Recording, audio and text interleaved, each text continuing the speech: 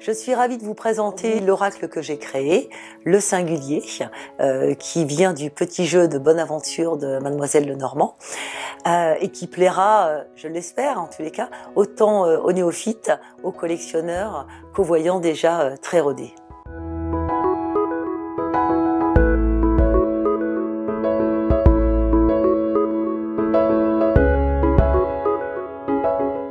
J'ai eu envie de créer cet oracle pratiquement en même temps que j'ai commencé à travailler dans la voyance. Donc c'est quelque chose que j'ai eu en tête, mais finalement, ça reste un petit peu logique, hein, parce que moi j'adore le dessin, j'adore la peinture, j'étais graphiste de métier, donc forcément dès que je vois un oracle, et ça me donnait forcément des idées et beaucoup d'imagination. Sauf que c'est facile à dire et c'est pas si simple à faire. Parce que finalement, je pense que quand on crée un oracle, il faut aussi se mettre dessus et puis se donner un laps de temps pour le finir. Et moi, je commençais, j'allais pratiquement jusqu'à la moitié, jusqu'aux 3/4 de mon oracle. Et puis, je faisais diverses choses. Et puis je me disais, je reprendrai après. Et puis après, j'avais encore avancé sur le chemin. Et puis je me disais, ça correspond plus, donc je remodifiais mes cartes et ainsi de suite. Et ça a donc duré 8 ans, refait 8 fois. Alors déjà, c'est la base d'un des jeux de Marianne Lenormand, donc cette célèbre voyante qui a habité rue de Tournon à Paris.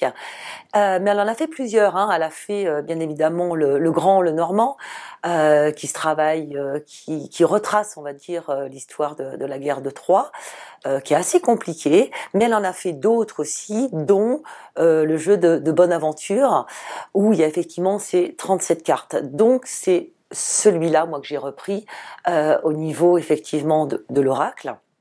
Sauf que, en règle générale, toutes les personnes qui créent, parce qu'il y en a des centaines et des centaines, beaucoup aux États-Unis, hein, selon cette méthodologie, toutes les cartes sont petites, parce qu'en fait, c'est en règle générale un petit jeu de cartes. Et moi, je l'ai fait plus grand, en fait, hein, en dimension tarot, parce que pour moi, quand même, l'intérêt, c'est vraiment d'ouvrir des portes.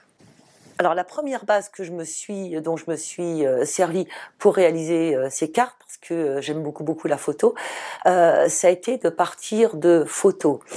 Et je trouvais que c'était très intéressant parce que finalement, sur une photo, quand on travaille un petit peu, la parapsychologie, quand on travaille la psychométrie, la vibroturgie sur photo, finalement, on se sert de quoi? Ce sont des résidus de psychomatière finalement qui sont sur cette photo. Donc pour moi, partir d'une base de photo, ça allait mettre beaucoup plus d'énergie à la carte en fait, hein, à la lame. Parce que l'intérêt premier de ce jeu, c'est pas de l'utiliser en cartomancie. Bien évidemment qu'on peut l'utiliser en cartomancie, puisque il est tiré du jeu d'une cartomancienne très bien connue. Mais on va dire de faire un doublé, quoi. C'est-à-dire que les cartomanciennes que je respecte beaucoup pour leur travail, mais c'est un vrai travail, et voilà, peuvent s'en servir en cartomancie. Moi, j'utilise pas tellement la cartomancie parce que je n'ai jamais eu la patience d'apprendre en fait toutes les correspondances. Voilà. Donc moi, je vais l'utiliser comment? C'est des portes en fait. Hein. C'est-à-dire que cet oracle va me permettre d'ouvrir des portes sur des couloirs et d'amener la clairvoyance, la clairaudience, etc. Alors, ce qui est bien, c'est que ce jeu est destiné à tout le monde.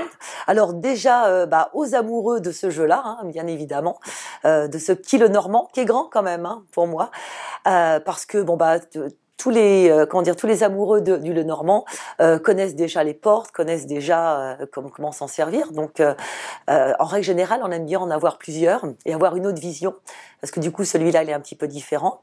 Mais aussi à tous les voyants qui aiment bien avoir un support de cartes, hein, comme moi, parce que moi je suis quelqu'un d'assez structuré. D'ailleurs, je dis souvent que je travaille en enquête, parce que comme ça, justement, ça va nous permettre d'ouvrir des portes.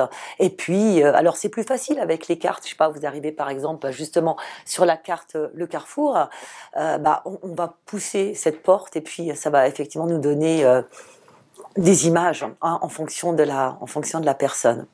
Alors j'ai cherché quel nom donner à cet oracle.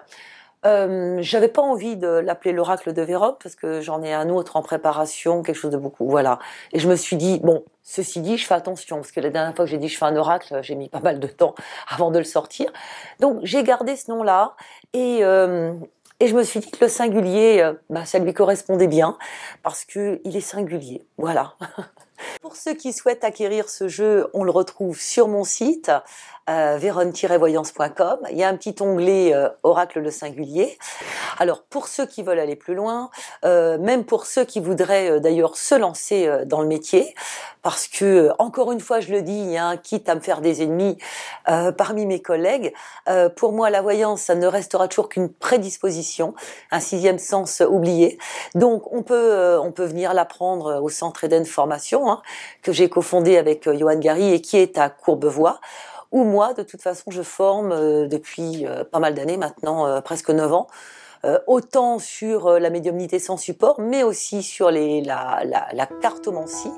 Donc je l'appelle cartomancie parce que voilà, c'est plus facile à trouver, ou sur la cartomancie en 2 modules, même jusqu'à devenir professionnel. Hein.